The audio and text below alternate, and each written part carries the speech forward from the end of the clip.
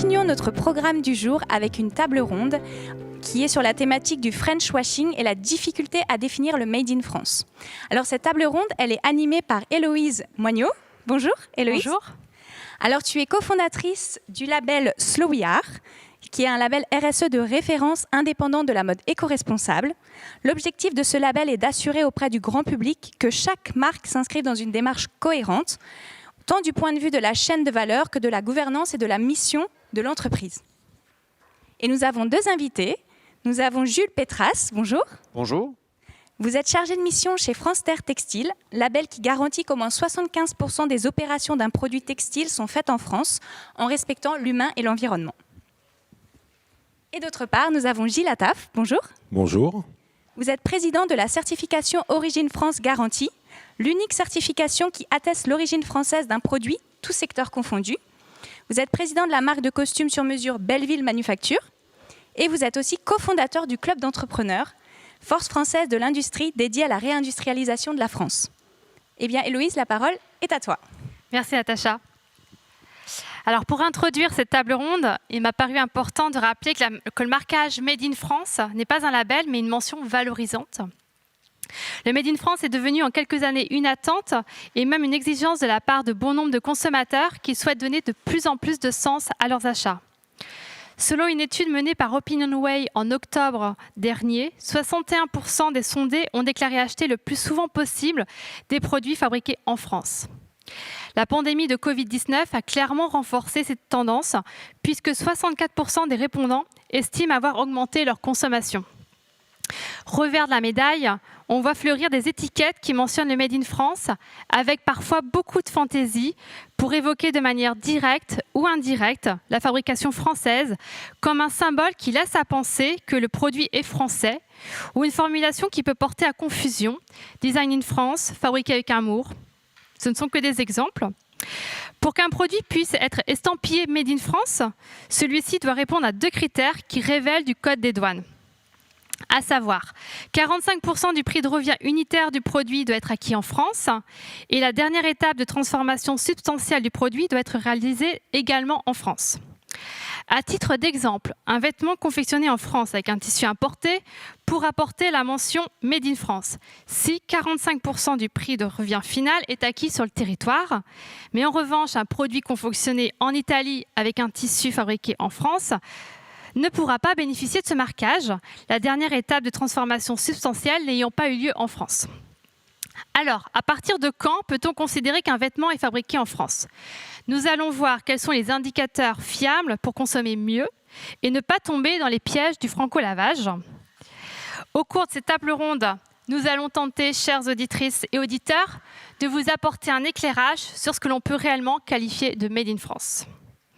Alors, je suis très heureuse d'animer cette table ronde à double titre. D'une part, en tant que label qui lutte activement contre le greenwashing, et d'autre part, parce que le Made in France fait partie d'un des 45 engagements de notre manifeste.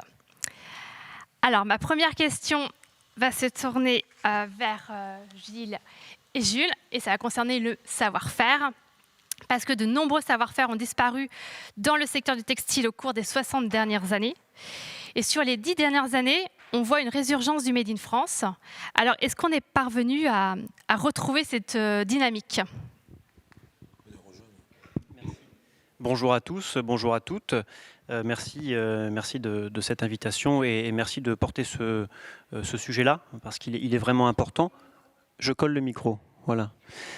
J'embrasse le micro. En introduction, j'aimerais quand même présenter la démarche qu'on porte parce que ce que vous dites là, nous, c'est vraiment de ce constat-là qu'on part pour créer et pour promouvoir le label France Terre Textile. Nous, France Terre Textile, on est d'abord né dans les Vosges. On est né dans les Vosges, qui est un territoire de tradition textile par excellence.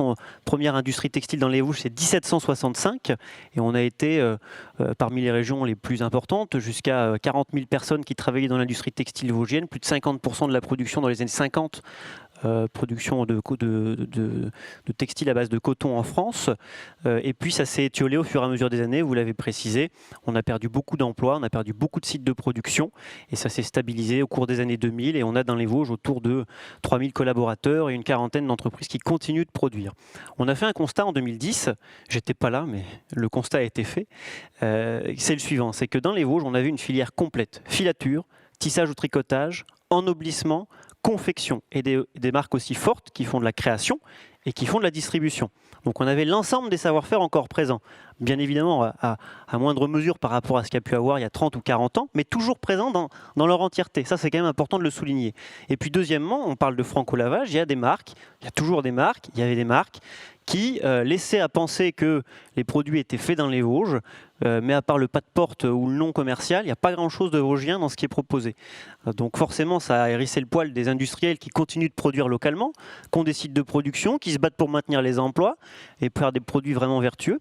Et donc ils ont décidé de ranger les armes au vestiaire et de se dire la concurrence, c'est pas celui qui produit dans la vallée d'à côté, les Vosges c'est des vallées, mais c'est plutôt le grand import. Et donc ils se sont fédérés pour créer un label qui s'appelle Vosges Terre Textile à l'époque, un AOC du textile, et qui a pour but de valoriser toutes les étapes de production textile, là où le Made in France ne le fait pas.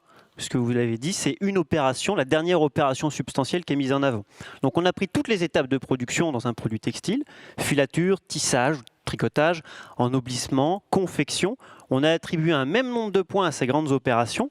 Le tout fait 100 points. Si vous avez 75 points sur 100, votre produit peut être terre textile. 75, c'est exigeant. Alors c'est pas 100 parce que 100 c'est pas possible, il y a des savoir-faire qu'on a perdus, vous avez raison de le souligner, il y a des produits qu'on trouve plus, même si on essaye de faire revenir au fur et à mesure, mais c'est beaucoup plus que le Made in France et nous on se bat vraiment sur ça. J'ai perdu le fil de votre question. C'était par rapport justement aux 10 dernières années, on parle de plus en plus de Made in France, est-ce que du coup il y a une nouvelle dynamique, est-ce qu'on peut vraiment de manière plus industrielle fabriquer en France ou ça ne reste que de l'ordre un peu de l'utopie? On peut. Après, il faut quand même se rendre à l'évidence d'une chose. La production textile française est consommée nationalement, c'est 5%. 95%, c'est de l'import. Et on sait que c'est des milliers et des milliers d'emplois si on veut retrouver et gagner des points de part de marché dans notre propre pays. Alors ça prendra forcément du temps. Donc on ira petit à petit, mais c'est évidemment possible. Et je pense que c'est important de rappeler qu'il y a un alignement des planètes. Vous avez des volontés politiques. Il n'y a pas un candidat à la présidentielle. On va en parler. Alors, j'en parle pas tout de suite. Autant pour moi. Non, mais comment ? Venir. Oui. Bon, on parlera de cet alignement des planètes un peu plus tard, mais voilà, il y a tous les éléments pour que ça se fasse. Ça ne peut pas se faire du jour au lendemain. Ça prendra du temps, mais on parlera des volontés un peu plus tard, mais je pense que ça se fera. Gilles. Alors moi, je vais essayer d'être assez positif parce que moi, je suis un vieux dinosaure de la fabrication française par rapport à Jules, qui est un jeune agneau. Et en fait, moi, je suis quand même assez content parce que moi, j'ai connu l'époque où on me disait, Monsieur Attaf, l'atelier du monde sera en Chine, la France sera un pays de tertiaire. Donc, on est parti de très très loin quand même. Il faut savoir que pendant 40 ans, on nous a asséné qu'un pays pouvait vivre sans usine et sans production. Donc, pour répondre à votre question un peu directement, ça va dans le bon sens. Ça va mettre du temps parce qu'on est descendu tellement bas que ça a été quand même terrifiant. Dans tous les secteurs d'activité d'ailleurs, hein, pas uniquement sur le textile. Le textile a été certainement un des plus touchés, mais pas le seul. Il y en a eu beaucoup. D'ailleurs, la certification Origine France Garantie est une certification transverse. Hein. L'objectif de cette certification, c'est justement, par rapport au franco-lavage, de donner une vraie légitimité à un achat, puisque là, vous êtes sûr qu'il a été fabriqué sur le territoire français. Je peux peut-être rappeler rapidement, puisque Jules l'a fait, oui, bien sûr. La certification. On va revenir ensuite sur justement les solutions. D'accord, juste la certification, 50% de la valeur ajoutée du produit français, principale caractéristique du produit pris sur le territoire français, et on ne peut pas faire un aller-retour entre l'étranger et la France. À partir du moment où on commence la fabrication, elle doit être terminée sur le territoire français. Donc en gros, c'est les caractéristiques essentielles du produit, la fabrication sur le territoire français, la valeur ajoutée 50%, parce qu'hélas, on a aussi des matières premières qu'on ne trouve plus sur le territoire français. Donc voilà, nous, l'objectif avec Origine France Garantie aujourd'hui, c'est de donner une vision aux consommateurs et de la transparence. Nous, ce qu'on veut, c'est rassurer le consommateur. Hein, l'objectif de cette table ronde, c'est la définition du Made in France et le franco-lavage. L'avantage de la certification, c'est qu'elle va rassurer le consommateur. En tout cas, nous, c'est ce qu'on essaye de faire passer. C'est qu'un produit qui est certifié Origine France Garantie, il a été obligatoirement, il y a une certification par des organismes indépendants, des organismes certificateurs comme l'AFNOR ou Veritas, qui font un audit très précis, très exigeant. On nous reproche d'être très exigeant, mais nous, on va pas être moins-disant. Au contraire, je veux dire, on va peut-être même monter la barre un peu plus haut. Mais en tout cas, l'objectif pour nous, c'est d'être très exigeant pour que le consommateur soit rassuré. Nous, ce qu'on veut, c'est que le consommateur fasse son choix d'une manière tout à fait transparente. Encourager. Et l'encourager. Entendu. Aujourd'hui, nous sommes le 7 octobre, journée mondiale pour le travail décent. Selon vous, est-ce que le Made in France est une garantie pour de l'emploi décent ? Oui. Alors, je vais aller évidemment un peu plus loin. Oui. Alors, on a un label, nous, d'origine, c'est-à-dire on garantit le lieu de production. On n'est pas un label RSE. Toutefois, à partir du moment où vous produisez en France, vous cochez déjà pas mal de cases sur des aspects RSE. Et les aspects respect du droit du travail, les aspects sociaux, évidemment, quand on produit en France, oui, je veux dire, il y a des classements internationaux qui classent les pays en fonction des aspects sociaux. Et la France est quand même très bien placée. Donc oui. Oui, on a le droit de grève, on a des salaires minimaux qui sont quand même pas anodins, on a de l'accompagnement dans les entreprises, et je ne parle pas des aspects environnementaux, mais c'est aussi important. Donc oui, c'est déjà un énorme gage de sérieux sur ces aspects-là, tout à fait. Gilles, peut-être quelque chose à rajouter là-dessus ? Oui, ce qui me semble essentiel aussi, c'est de se dire qu'on participe à quelque chose sur un achat français. On participe au modèle social. Quand vous achetez un produit qui a été fabriqué sur le territoire français, vous participez à notre modèle social. Donc on a été bien content. On a eu une période un peu difficile et on a été bien content que notre modèle social tienne le coup. Et donc je pense qu'il y a aussi tout cet environnement autour de la fabrication française. Je veux dire, on donne de l'emploi à des gens avec des normes sanitaires, avec des normes sociales, RSE, qui sont certainement 1000 fois meilleures qu'en Asie ou même que certains voisins européens, parce que les normes européennes ne sont pas toutes égales. Donc c'est important de le savoir aussi. C'est-à-dire que l'achat aujourd'hui d'un produit français, ça donne un sens aussi à sa consommation. On est tous d'accord pour dire on a envie de consommer moins mais mieux des produits de qualité, mais au-delà de ça, surtout, on participe à quelque chose. Et ça fait du bien de participer à quelque chose d'intéressant, de donner un sens aussi à tout ça. Et l'emploi, c'est un vrai sens. Et je voulais justement revenir sur ce sujet de l'emploi. Moi, je fais partie des activistes depuis 40 ans sur la réindustrialisation. Et à l'époque, on parlait beaucoup des problématiques de l'emploi, de la diagonale du vide, il n'y avait plus d'usines. Et aujourd'hui, on s'aperçoit qu'en fait, le Made in France, c'est le circuit court.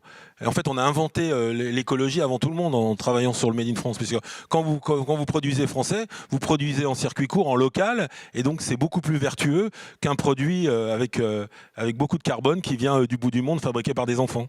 Donc c'est important de l'avoir en tête, que aussi il y a une convergence aujourd'hui entre le social et l'écologie. Et ce qui peut donner une force, c'est que le consommateur commence à avoir cette réflexion sur ces sujets, parce que l'écologie a beaucoup porté le Made in France, il faut le savoir, c'est quelque chose de très important pour nous, qui sommes des anciens dans la fabrication française, et ça c'est important parce que le consommateur va pousser et va obliger les marques à avoir une réflexion. J'étais ce matin chez Le Mailleux, j'ai trouvé ça extraordinaire, la réflexion RSE que peut avoir Martin sur la production. C'est absolument fondamental, donc c'est important de le savoir. Je voulais juste rebondir, parce que je suis totalement d'accord, et on n'achète pas juste un produit, on achète le modèle de société qui va avec. C'est ce que vous dites et c'est essentiel à souligner. Et nous, dans un des points, et c'est quelque chose qu'on met vraiment en avant, parmi les critères pour faire partie de notre label, travailler avec la filière locale, c'est un des critères. Donc on vient vérifier si avant de chercher une solution, j'allais dire plus loin en France, mais plus loin dans le monde, est-ce que ça n'existe pas localement autour de votre entreprise ? Voilà. Participer à un mouvement, à un effort collectif. Ok. Alors, je l'ai évoqué en introduction, le Made in France est une mention valorisante qui a ses limites. Comment, selon vous, on peut différencier une marque qui fabrique en France d'une marque qui pratique le franco-lavage, puisque c'est vraiment la thématique aussi de cette table ronde ? Est-ce que vous avez des tips là-dessus ? Oui. Alors, Made in France, vous l'avez dit, c'est la dernière raison substantielle. Voilà. Donc c'est une étape Alors dans l'habillement, évidemment, c'est la confection, mais en fonction du type de produit, ça peut être une autre étape. Donc ça veut dire que toutes les autres étapes, en fait, ça compte pas. Donc la première des choses à faire, c'est, bon, regardez votre étiquette. Si vous n'avez rien d'étiqueté, s'il n'y a rien indiqué sur votre provenance, C'est pas obligatoire. oui, bien sûr. Enfin bon, celui qui produit en France, il ne se cache pas de le dire en général. Là, c'est pas le cas. Si vous n'avez aucune information, déjà, vaut mieux éviter, quoi. Ensuite, si vous avez un Made in France, ben, c'est partiel. Ça veut dire qu'en fait, vous pouvez avoir un t-shirt, pour prendre un exemple simple, qui est filé, tricoté, teint en France, confectionné offshore, mais il n'est pas Made in France. Pourtant, vous avez quand même beaucoup d'opérations faites sur le territoire. Et à l'inverse, et vous le disiez en introduction, vous pouvez avoir quelque chose de filé, teint, tricoté à l'étranger, confectionné en France, bah lui, il est Made in France. Et il sera écrit. Donc l'absence d'information, c'est même pas forcément parfois la bonne information. Il y a des grandes marques nationales bien connues qui font énormément de matière en local, mais qui font de la production, enfin de la confection offshore. Et ça, c'est dommage parce que ça valorise pas le tout. Donc bon, le Made in, c'est une première information, elle est partielle, et son absence, bah, s'il n'y a pas du tout d'infos, il faut s'en méfier, mais ça ne veut pas dire qu'il n'y a rien fait en France. Donc après, c'est le discours de la marque. Elle va vous donner de l'information. À vous de la croire ou de ne pas la croire. Enfin, déjà, une marque qui communique en transparence sur son circuit de fabrication, bah, c'est une bonne chose. Donc là, effectivement, vous avez un premier niveau d'information. Et puis le deuxième niveau d'information, c'est une certification. Si vous êtes certifié Origine France Garantie, si vous êtes certifié France Terre Textile, ça veut dire que vous avez des auditeurs indépendants qui sont allés dans les sites de production, qui ont vérifié la traçabilité des produits. Et ça, c'est un véritable gage de réassurance pour le consommateur. Donc, bah, de l'info sur l'étiquette, il y en a pas. Le Made in, première étape. Le discours de la marque, bah, après, libre à vous d'y croire. Et ensuite, les organismes de réassurance, il y en a 2 présents ici aujourd'hui. Et comment on pourrait renforcer, au-delà des labels, cette mention valorisante? Est-ce que, Gilles, tu aurais des solutions à ce niveau-là? Je voulais juste revenir sur la genèse de la certification. Si elle a été créée en 2011, c'est justement parce qu'il y avait un manque. C'est-à-dire qu'en fait, c'était sur une mission. C'est Yves Gégaud qui a créé notre certification, hein, sur une mission à l'époque sur la marque France. Et justement, il y avait une problématique, c'est qu'on ne savait pas si les produits étaient réellement fabriqués sur le territoire français ou pas. Donc, on a été obligé de passer par une association parce que l'Europe nous interdit effectivement d'avoir qu'un État puisse promouvoir ses produits par rapport à un autre pays de l'Union européenne. Je veux dire par là que cette certification, si elle est née, c'est que justement il y avait un vrai problème de traçabilité et de transparence. Donc, pourquoi particulièrement dans le textile, comme OSG, c'est un label transversal, généraliste. Est-ce que tu aurais des éléments d'éclairage à nous apporter là-dessus? J'ai pas compris, excuse-moi. Dans le secteur du textile, justement, il y a beaucoup de... Enfin, c'est difficile de qualifier le Made in France. Est-ce que tu sais pourquoi, en fait, c'est si compliqué plutôt que dans l'agroalimentaire, c'est finalement assez simple. Mais dans le textile, c'est... Oh bah enfin, moi, je ne vois pas en quoi c'est plus compliqué dans le textile. Hein. La traçabilité, elle est facile à trouver. Hein. C'est juste la volonté de l'avoir. Le problème, c'est que nous, on s'est heurté à des grands groupes pendant très longtemps dans le textile, qui ont été quand même les premiers à profiter des délocalisations éhontées au bout du monde et qui ont fait écrouler des filières. Donc ces grands groupes textiles, ils n'ont eu aucun intérêt pendant des années, comme le luxe d'ailleurs. Hein. Nous, avec la certification Origine France Garantie, on s'est toujours un peu heurté aussi au luxe, qui n'avait pas spécialement envie qu'on puisse... parce que pour avoir un côté positif au franco-lavage, je vais donner un côté positif, c'est que ça prouve qu'il y a une valeur immatérielle de la marque France. Si tout le monde veut utiliser l'image de la marque France, c'est qu'elle a une valeur. C'est vrai, c'est important. Après, à nous de montrer qu'il y a du vrai, avec les certifications, avec la traçabilité, et il y a du faux. Donc voilà, mais ça veut dire qu'il y a une vraie valeur. On a la chance d'avoir cette valeur. Donc profitons-en, développons des industries, développons de la formation. C'est ce qui est important, c'est que le consommateur puisse faire son choix. Et aujourd'hui, son choix, on le sent bien, il a besoin de sens, il a besoin de transparence. Il a envie d'acheter des produits qui donnent de la valeur à son achat. Donc ça, c'est important. Gilles. Oui, moi je rebondis sur quelque chose qui serait formidable et qui pourrait amener à la disparition de mon label, parce que ça voudrait dire que ça serait la finalité du combat, c'est qu'en fait il soit obligatoire d'afficher la traçabilité des grandes étapes de production d'un produit textile. Et ça, il y a quelque chose qui a été voté l'an passé, qui s'appelle la loi AGEC, aussi la loi climat-résilience, qui toutes deux nous disent, demain dans le textile, il faudra mettre en place un affichage environnemental sur les produits. Or, selon moi, selon nous, selon les industriels textiles en France, il n'est pas possible de concevoir un affichage environnemental sans avoir la traçabilité, puisqu'une grande partie des impacts environnementaux, on l'a dit tout à l'heure, d'un produit textile sont directement liés au lieu de fabrication. Donc si demain sur vos produits textiles, on vous indique le lieu de filature, tissage ou tricotage, ennoblissement, confection, 4 informations, les pays, ou plusieurs, le circuit de fabrication il peut être varié, déjà vous faites un pas énorme et vous apportez une transparence énorme auprès du consommateur et vous pouvez éclairer le choix et vous pouvez bien évidemment construire des affichages environnementaux beaucoup plus cohérents, précis. Mais pour aller dans la facilité sur l'affichage environnemental, on a la chance d'avoir au conseil d'administration de l'association Origine France Garantie Arnaud Leroy, qui est le président de l'ADEME. Donc tout le monde connaît l'ADEME, c'est un mouvement important. Et je discutais avec lui avant-hier sur l'affichage environnemental. Et je lui dis, en fait, un produit certifié Origine France Garantie, l'empreinte carbone, c'est obligatoirement fabriqué en France. Donc déjà, c'est un premier signal fort, facile. Je veux dire, vous fabriquez en France, vous savez très bien que l'empreinte carbone, elle sera bien meilleure que si vous fabriquez en Europe de l'Est, en Asie. Et donc, c'est important de valoriser la production française par rapport à cette empreinte environnementale aussi, qui est aussi un des sujets importants qu'il faut qu'on garde en tête, et notamment dans la mode. C'est essentiel. Donc, promouvoir le Made in France, c'est aussi promouvoir une certaine idée de la mode responsable. Et ça, je voudrais que tout le monde en soit conscient. C'est-à-dire que quand vous achetez un t-shirt, comme disait Jules tout à l'heure, qui est fabriqué au bout du monde, non seulement il y a la problématique de la façon dont il est fabriqué, par qui, dans quelles conditions, mais il y a aussi cette empreinte environnementale qui n'est pas la même que si vous fabriquez un t-shirt, vous achetez un t-shirt fabriqué chez Le Mailleux à Saint-André. Oui, après, dans la fabrication française, il y a quand même différents niveaux d'implication des entreprises. Tout n'est pas parfait. Non, mais on est bien d'accord, mais moi, vous savez, je suis un pragmatique. Je viens de loin. Ça fait 40 ans que je me bats pour ça. Donc, vous avez tout à fait raison et je suis tout à fait d'accord avec vous. L'affichage environnemental, on doit aller plus loin, on doit avoir plus de... Mais déjà, donnons des signaux forts. Parce que si on donne des signaux, on va enclencher la machine. L'important, c'est d'enclencher la machine le plus vite possible. Parce que le temps presse quand même et parce qu'on a perdu beaucoup de temps. Donc, il faut enclencher la machine. Ok. Et pour en revenir un petit peu au consommateur, parfois, qui est... hésitant à aller vers une consommation Made in France, qui pense que notamment le Made in France a un étiquetage du marketing, qu'est-ce que vous auriez envie de leur répondre pour les convaincre justement d'acheter peut-être plus local? Je pense qu'on a dit tout à l'heure quelque chose d'important, c'est quand on achète... Alors, il y a deux choses dans ce que vous dites. C'est est-ce que j'ai vraiment envie d'acheter Made in France? Est-ce que c'est un argument pour moi? Et après, c'est est-ce que j'y crois? Est-ce qu'on croit vraiment que le produit, il est vraiment fait en France? C'est un peu ça, ce que vous dites. Donc on a déjà répondu auprès du consommateur, vous avez des clés pour savoir si c'est vraiment le cas.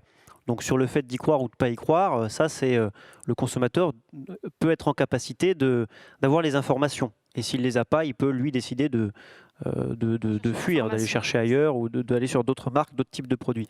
Après sur est-ce que j'ai envie? On l'a dit tout à l'heure, c'est défendre un modèle de société. C'est de l'emploi avec des normes sociales importantes. C'est aussi des aspects écologiques parce que effectivement, oui, c'est pas parfait. Il n'y a pas grand-chose de parfait. Est-ce qu'on a le temps d'aller chercher la perfection? On a un modèle qui est quand même déjà incroyable. Faut pas qu'on se flagelle. En France, on a un modèle qui est extraordinaire. D'accord? Donc, il faut le valoriser sur l'aspect social, les aspects environnementaux. Donc, je pense que le consommateur, s'il a envie de rentrer dans ce mouvement-là, de rentrer dans cet engagement-là, parce que c'est aussi un engagement, de rentrer dans ce modèle de société, je pense que oui. Après, s'il n'a pas envie, et si ce n'est pas ses arguments, si ce n'est pas sa façon de penser, voilà, c'est un modèle de pensée après. Ok, très bien. Donc, si je comprends bien, le Made in France, c'est une vraie solution pour consommer mieux. Mais est-ce que c'est vraiment faisable, industriellement parlant? Est-ce que, vous, comme vous êtes des représentants de labels engagés pour la fabrication française, comment est-ce qu'on peut accompagner la réindustrialisation de la filière textile française? Alors ça c'est un vaste sujet, mais en tout cas je pense qu'on a la chance quand même aujourd'hui d'avoir beaucoup d'innovations en France. Hein, c'est un vrai sujet, j'en parlais encore ce matin avec Martin sur la réindustrialisation. C'est vrai que on a moyen aujourd'hui de gagner en compétitivité. Alors, on parle toujours de la compétitivité classique, mais il y a de la compétitivité hors coût. Je parlais de l'image de la marque France aussi, l'image du produit. On peut gagner aussi en compétitivité avec une image, c'est important. Tout ce qu'on peut appeler l'immatériel de la marque France, mais surtout sur la production. On s'aperçoit aujourd'hui qu'on est capable de monter des unités de production avec de la maintenance prédictive en temps réel qui font gagner en compétitivité. Enfin, on sent qu'il se passe des choses sur la production et je dirais l'écart qu'on est en train de reprendre par rapport aux pays émergents. Donc, ce qu'il faut, c'est accompagner. Ça demande beaucoup d'investissement. Donc là, il y a des choses qui sont en train de se mettre en place. Tant mieux, il était temps. Hein. On s'est aperçu que finalement, hélas, on a pris en pleine tête une crise qui a été terrible et qui nous a montré nos insuffisances, bien que la filière textile a été une des seules à montrer qu'elle pouvait réagir, puisque la fabrication de masques a été portée par notre filière d'une manière tout à fait brillante. Hein. Mais voilà, aujourd'hui, il faut se donner les moyens, il faut investir dans l'industrie, il faut investir dans la formation, parce que moi, j'entends dans les usines, le vrai problème aujourd'hui, c'est vraiment de trouver des gens. Et il y a un projet culturel aussi, pour réindustrialiser. Il faut aussi que les gens aient envie de revenir travailler dans les ateliers. Et il faut redorer l'image de l'usine. Enfin, moi, avec Origine France Garantie, on va essayer de travailler sur ce périmètre, de montrer que des usines, c'est des formidables, c'est des endroits où on peut s'épanouir, on peut avoir un projet de vie, on peut avoir l'ascenseur social redémarrera par les usines. Enfin, moi, j'en suis intimement persuadé. C'est un endroit où on peut commencer en bas de l'échelle, et pouvoir évoluer, pouvoir se former. C'est pas une start-up. Hein. Vous savez, moi, j'ai mes 2 filles qui travaillent dans des start-up. Du tout, il n'y a que des bacs plus 5. On ne peut pas avoir une société qu'avec des bacs plus 5. Ça n'existe pas. Donc, il faut prendre conscience qu'il faut mettre beaucoup d'argent sur l'industrie, parce que l'industrie, c'est de l'emploi, beaucoup d'emplois, beaucoup plus que je crois qu'un emploi industriel, ça induit 3 emplois indirects. Donc, il faut le savoir, c'est important. Donc, il faut se donner beaucoup de moyens. Il faut investir, effectivement. Il faut redorer le blason de l'usine et donner envie aux jeunes de se dire c'est quand même important de participer à quelque chose de vertueux. Parce que quand on produit, c'est vertueux, quoi. C'est pas de l'immatériel, c'est sérieux. Donc, replacer de la valeur dans la création, dans les savoir-faire. Jules, est-ce que tu partages ces points de vue ? Oui, complètement. Alors, je peux parler des volontés, l'alignement des planètes, ou c'est... Totalement. Allez, c'est parti. Allons-y. Il y a un alignement des planètes, on l'a dit tout à l'heure, entre les volontés industrielles. Je pense que les entreprises industrielles, elles ont envie de faire revenir de l'activité, d'agrandir leur site de production, d'investir. Il y a un alignement des planètes avec les politiques. On a quand même des volontés politiques. Il n'y a pas un candidat à la présidentielle qui ne parle pas de ça. Et vous avez quand même un gouvernement, quoi qu'on en pense, qui a mis quand même sur la table un plan de relance et qui se donne les moyens de faire en sorte de réindustrialiser notre pays. Et puis vous avez les volontés du consommateur. Le consommateur aussi est en demande, recherche des produits tracés, recherche des produits avec des labels, recherche des produits avec une transparence de la part des marques, un engagement de la part des marques. Donc ça, c'est 3 volontés qui sont hyper positives et qui vont pousser dans le bon sens. Maintenant, il y a ce point qui est essentiel, c'est avant de réinvestir dans un nouveau site de production, il faut, dans les sites déjà en place en France, où depuis 30 ou 40 ans, on n'a pas fait de recrutement massif et où on fait face à des départs en retraite, il faut remplacer, il faut transmettre les savoir-faire. Et il faut déjà faire ça avant d'ouvrir et avant de faire venir des personnes pour s'étendre et s'agrandir. Donc l'enjeu de l'emploi, l'enjeu du recrutement, l'enjeu de la transmission des savoir-faire, c'est central. Et je reprends les paroles de Thomas Huriez de 1083 qui a dit quelque chose que je trouve est assez incroyable, c'est il faut arrêter d'appeler les gens qui bossent dans les usines des techniciens ou des opérateurs. Ce sont des ouvriers. C'est l'ouvrage, c'est le fait de faire quelque chose de ses mains, c'est l'œuvre exactement. Et ça, c'est valorisant. Et je pense qu'il faut qu'on change notre vocabulaire parce que vous avez raison. Voilà, vous avez vécu ça. Je suis jeune agneau, donc j'ai pas tout ça forcément dans mon vécu, mais on n'a pas voulu l'industrie. On l'a relégué, on a dit que c'était pas fait pour nous, mais en fait c'est noble l'industrie, c'est noble de faire de ses mains, c'est noble de partir d'un fil pour arriver à une paire de chaussettes, arriver à un jean, c'est noble. Donc il faut qu'on change notre façon de voir l'industrie, il faut qu'on change le vocabulaire qu'on attribue à l'industrie, et ça va permettre de redonner envie à des générations de venir dans les entreprises, de venir bosser, de venir fabriquer, faire. Ça, c'est important. Donc je pense que l'alignement des planètes, il est là. Cet aspect-là sur donner envie aux gens de venir travailler dans les entreprises industrielles, ça, c'est un gros boulot à faire et c'est en cours. Justement, plus concrètement, est-ce que les politiciens ou les politiciennes se préoccupent là prochainement de ces sujets-là, notamment en lien avec les élections à venir? Gilles, tu abordais tout à l'heure rapidement le sujet, mais est-ce qu'on peut maintenant un peu plus creuser? Alors, il y a une vraie volonté parce qu'ils sentent bien qu'ils sont poussés. Enfin, il y a une vraie demande des citoyens. Alors moi, je suis très étonné toujours sur les problématiques de commande publique, que si peu de la commande publique soit fabriquée dans des industries françaises. Et le consommateur, il commence aussi à poser des questions et à demander des comptes.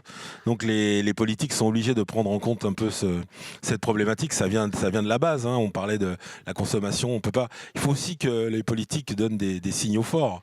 C'est-à-dire que nous, les consommateurs ont envie de consommer français mieux, moins des produits de qualité. Et puis à côté de ça, on va donner la totalité de nos commandes publiques à des productions étrangères. Donc il va falloir aussi qu'on prenne en compte ce périmètre-là. Et les politiques ils sont un peu gênés aux entournures parce qu'ils ont cette problématique de l'Europe. Mais les Allemands arrivent bien à gérer le problème. Hein. 80% des marchés publics allemands sont fabriqués par des entreprises allemandes. Hein. Donc ça prouve qu'on peut faire quelque chose. Donc on veut mettre des leviers, notamment des leviers RSE dans les appels d'offres qui permettront avec une empreinte locale, d'aider les entreprises. Parce que vous savez, la commande publique, ça peut être un formidable outil de redémarrage de l'industrie. Parce que ça donne de la commande, ça donne des volumes, et ça enclenche une dynamique et une démarche. Donc, pour répondre à votre question, ils n'ont pas le choix, les politiques. Là, ils sont, là, on est vraiment à la croisée des chemins, et ils sont tous. Alors, effectivement, moi, j'ai toujours connu, avant les campagnes présidentielles, à l'époque, j'étais souvent interrogé par les politiques, mais ça durait que un mois avant les élections. Aujourd'hui, c'est plus le cas, hein, parce que on sent bien que les comptes, on va leur demander, et l'argent qu'on n'a pas, il faut le mettre dans des endroits où ça rapporte vraiment à l'industrie, parce que l'industrie, ça sera le redémarrage de l'économie française.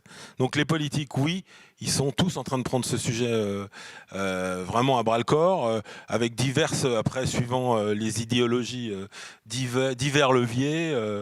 Mais je pense que en fait, c'est tous les leviers qu'on doit activer pour relancer la machine très vite. Est-ce que, par exemple, il y a un projet de loi sur le Made in France, et est-ce qu'il aurait un effet positif selon vous? C'est une affirmation? Non, c'est une question. D'accord.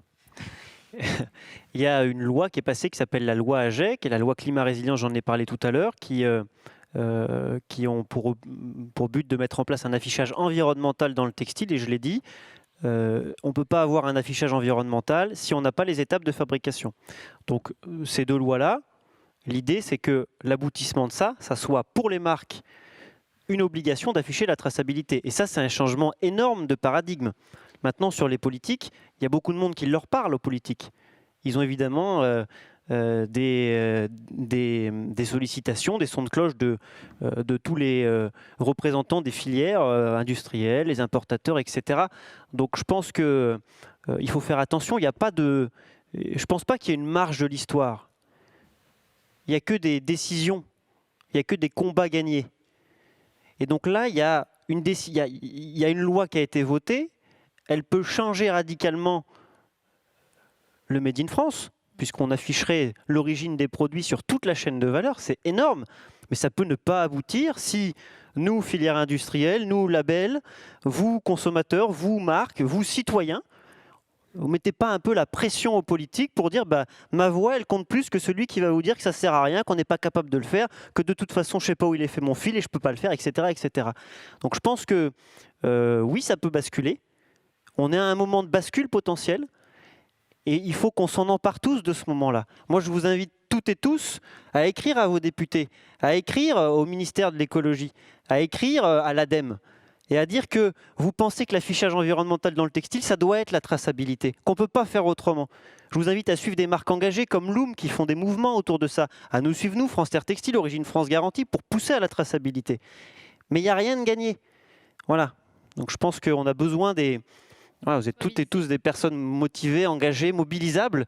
Donc voilà, il faut le faire, et le politique, il a le pouvoir de transformer l'essai. Allez-y, passez-lui la balle. Je pense qu'il faut rassembler. Enfin, pour moi, c'est un projet culturel, national. Il faut qu'on soit tous derrière cet objectif. C'est très important. Hein.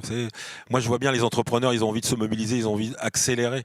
Alors, tout à l'heure, vous avez dit que je présidais les forces françaises de l'industrie. Les forces françaises de l'industrie, c'est justement de se regrouper pour faire accélérer la réindustrialisation et essayer de trouver des moyens de gagner du temps. Parce que, effectivement, Jules disait quelque chose de très intéressant tout à l'heure sur la réindustrialisation. Il faut déjà s'occuper des industries qui ne sont pas parties parce que déjà ça va nous relancer rapidement avant de travailler sur les relocalisations pures où on a perdu des savoir-faire. C'est très compliqué de faire revenir des savoir-faire quand on les a perdus définitivement. Je connais bien le problème dans le textile par rapport à la France, par rapport à l'Italie qui a réussi à garder ses savoir-faire. C'est très très compliqué.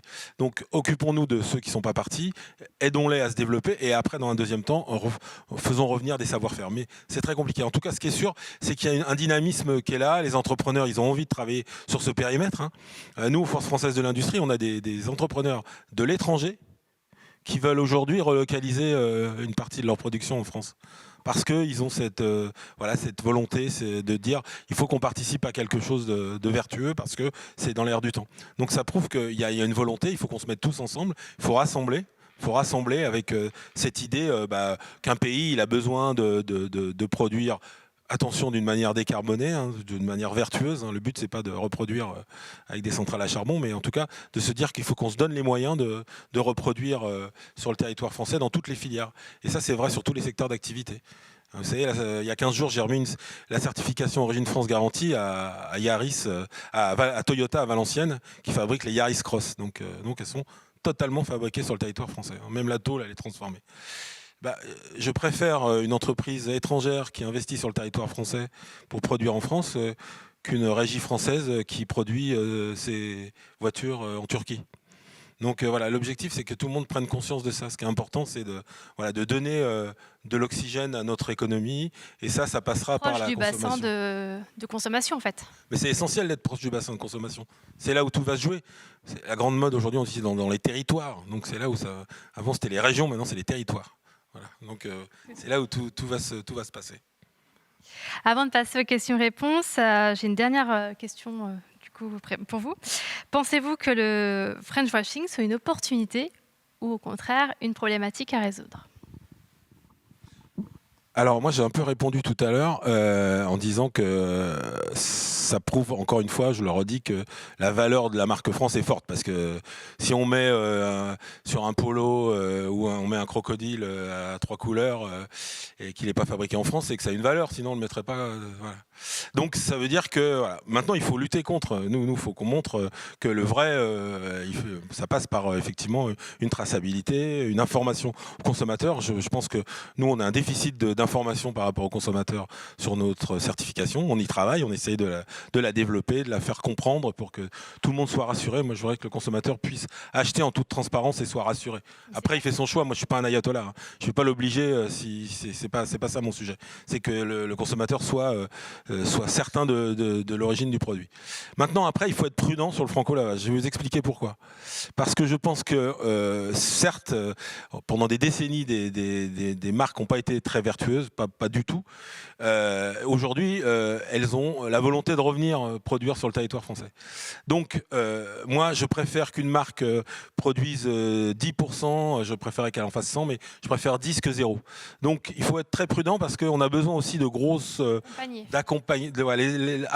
accompagner au retour à une fabrication plus vertueuse.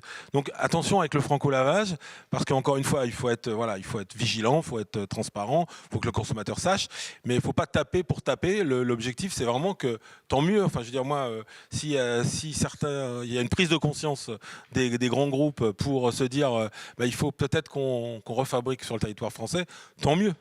Voilà, moi je suis un pragmatique. Entendu. Jules ? Moi, je trouve que c'est très intéressant. Il y a 2 ans, je vous aurais dit, oui, il faut taper dessus, il faut il faut les afficher, il faut les blâmer, etc. Et puis on se rend compte qu'en fait, et c'est ce que je disais tout à l'heure, c'est pas forcément si simple. Et parfois, certaines marques dont on pourrait accuser le franco-lavage parce que c'est pas made in France, ont quand même énormément d'activités en France à l'amont. Il y a des marques qui font 100% de leur tricotage et de leur teinture en France et qui pour autant font une confection à l'étranger. On va les blâmer de franco-lavage. Non, le problème c'est le made in. Voilà, faut pas se tromper non plus de sujet. Le vrai problème, c'est que le made in, il n'est pas assez restrictif. Le vrai problème, c'est qu'il n'y a pas d'information aux consommateurs. Et je pense que c'est sur ça qu'il faut se battre plutôt que blâmer des marques qui veulent utiliser et qui utilisent de manière un peu abusive, effectivement, la marque France. Et c'est vrai que c'est très intéressant de se dire que c'est que ça a vraiment une valeur très importante, très forte. Et donc, moi, je me range à cet avis-là. Accompagnons plutôt que blâmer. Merci à tous les deux. Je vous propose de poser vos questions, de réagir. Oui, du coup, on a déjà une question, donc je vais passer le micro. Bonjour, Audrey Bonjour. Millet, chercheure à l'Université d'Oslo. Merci beaucoup.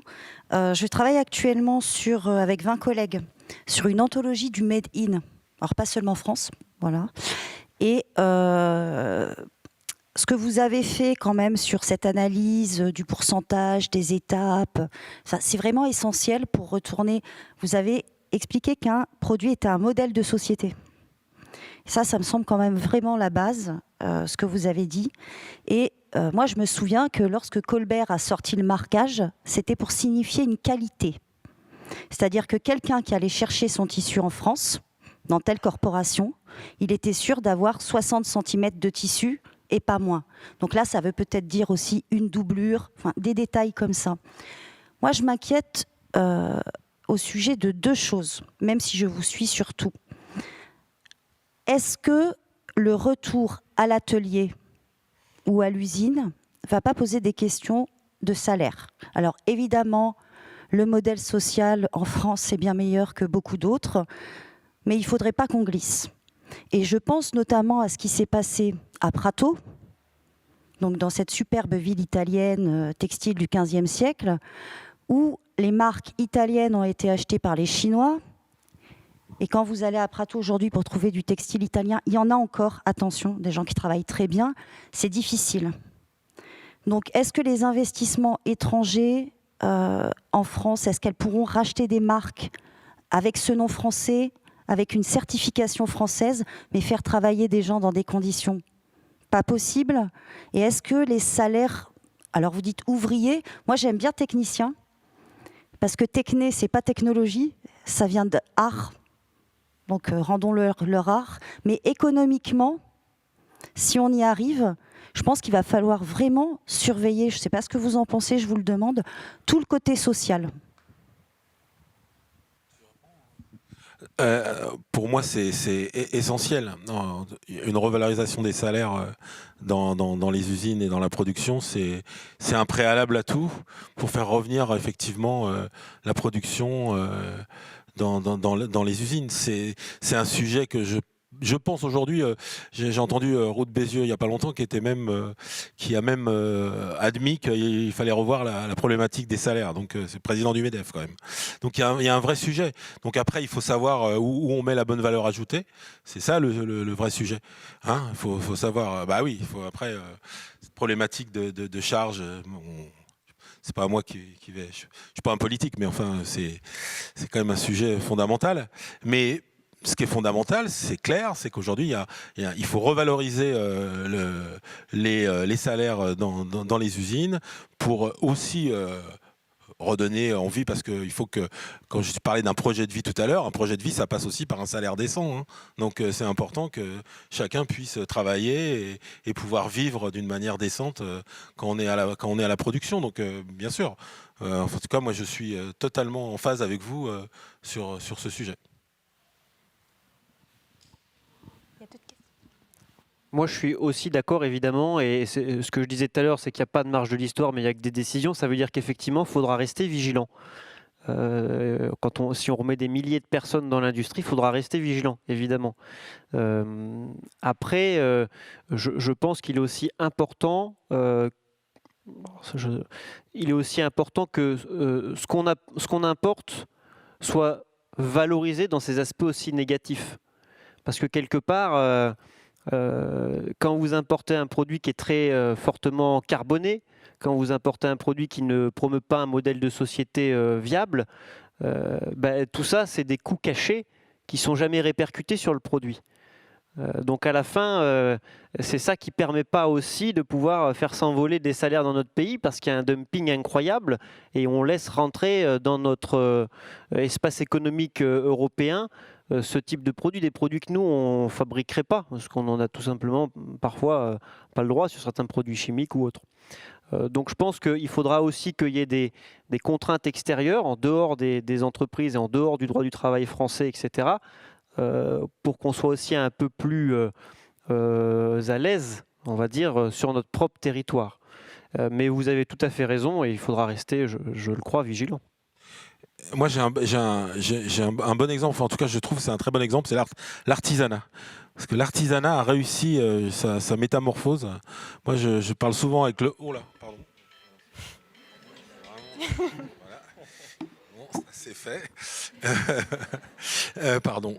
Donc, oui, l'artisanat, je discute souvent avec le président de la Chambre des métiers et je trouve qu'ils ont réussi leur métamorphose.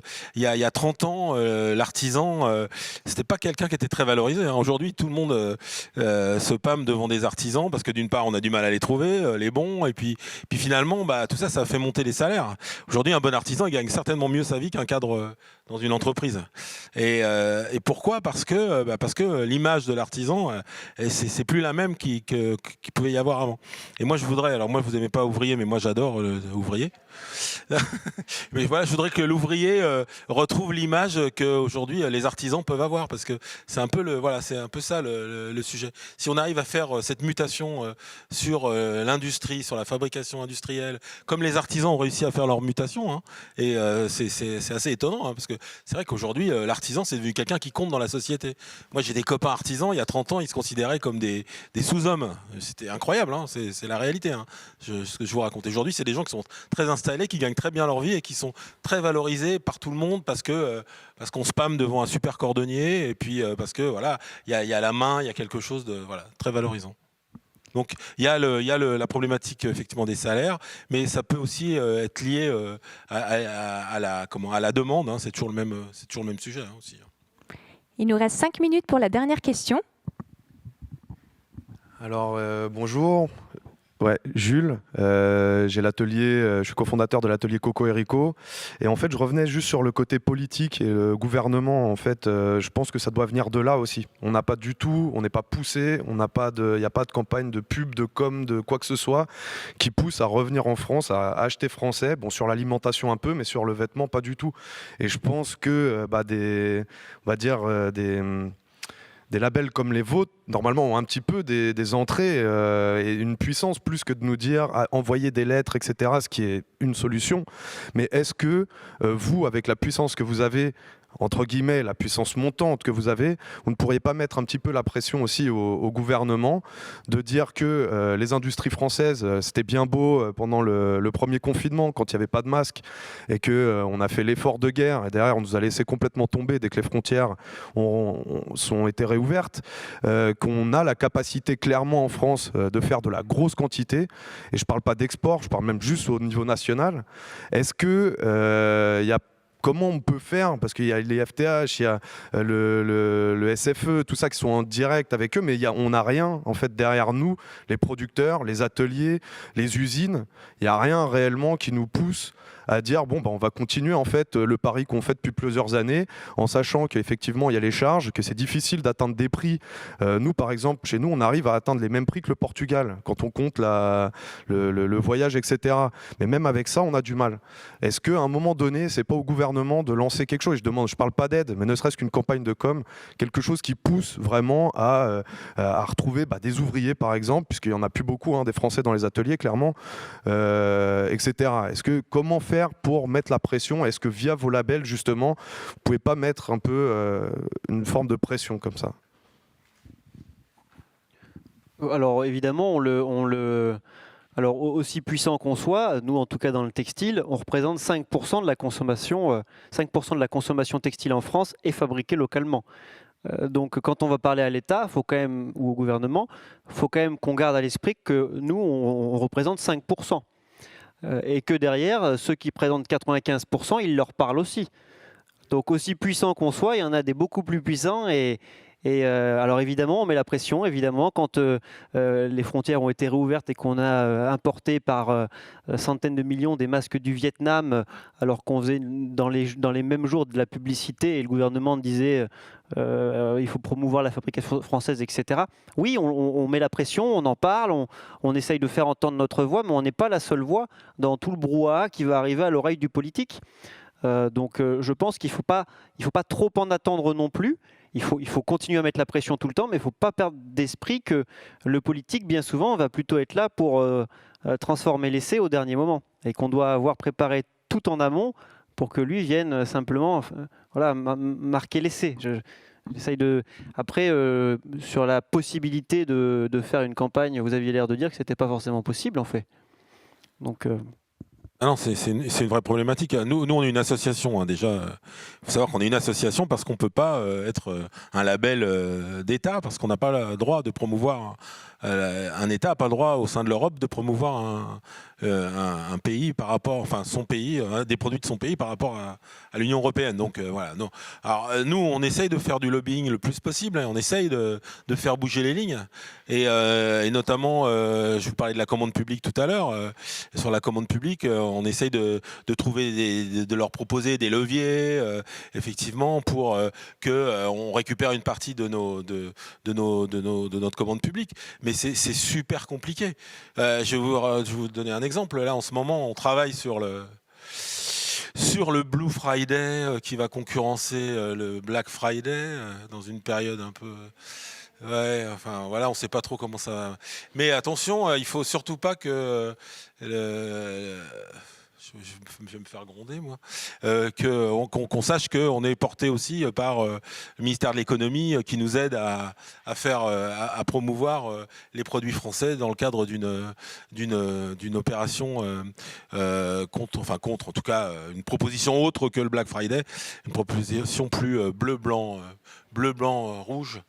Voilà, donc c'est super compliqué. Et là, pour faire bouger les lignes, c'est pas simple. Alors, il faut des gens disruptifs. Il y en a un. Après, quand je dis moi, c'est le citoyen. Hein, où chacun vote après avec les propositions de chacun. Moi, je connais des candidats qui font des propositions sur le fait de promouvoir la production française, la commande publique, de mettre un Small Business Act à la française, sans aller dans des espèces de délire que tout le monde peut comprendre. Non, mais en tout cas, il y a des propositions, il y a des gens qui se disent de toute façon ça ne peut pas durer. Encore une fois, je prenais l'exemple de l'Allemagne tout à l'heure. L'Allemagne, ils arrivent à produire une partie de leur commande publique en France. Donc voilà, moi je pense que c'est le consommateur. De toute façon, je veux dire, le politique, je le connais depuis un petit moment, il est très suiveur. Hein. S'il s'aperçoit que ça vient de la base et que ça bouge, c'est là où il se posera les bonnes questions. Mais sinon, c'est super compliqué. Hein. En tout cas pour nous. En tout cas, de faire bouger les lignes pour nous.